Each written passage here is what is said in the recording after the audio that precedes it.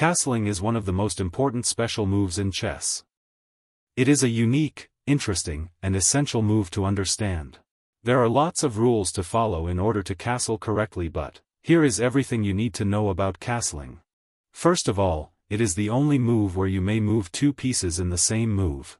Secondly, castling is the only time in chess when it is legal to move the king more than one square. Third, it is the only move that both develops your rook and protects your king.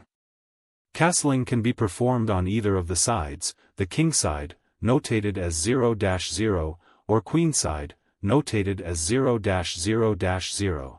You must be wondering, how do we castle? Let's find out. Castling involves the king and a rook. As mentioned, there are many rules to castling. The first is that you may only castle if you haven't moved your king and your rook on the side where you want to castle. The second rule is that no piece can be between your king and the rook on the side where you want to castle.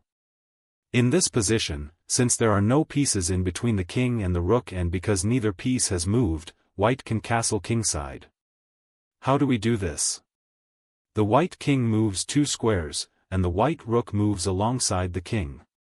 The same rules that we have covered so far for kingside castling apply to queenside castling. We can see that no pieces are between the white king and the white rook on the queenside, and neither the king nor rook has moved. We still move the king over two squares, this time to the queenside, and then the rook moves three squares alongside the king. Sometimes the first two conditions are satisfied, but we are still unable to castle. Here are three additional rules of castling. A great way to remember these rules of castling is that you cannot castle out of, through, or into check. 1. If you are in check, you cannot castle. You must first get out of check before you can do anything.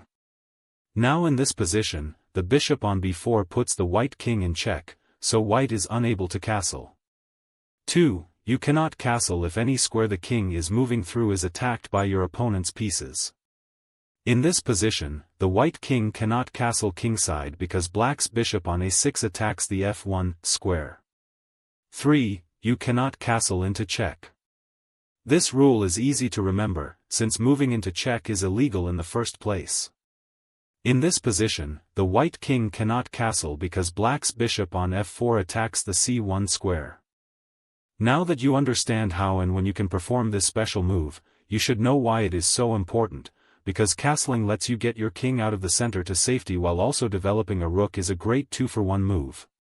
By removing your king from the center, you avoid a lot of quick checkmates. There is another special move called en passant. We will learn about that in the next video. For that, like and subscribe the CryptoPulse Innovation.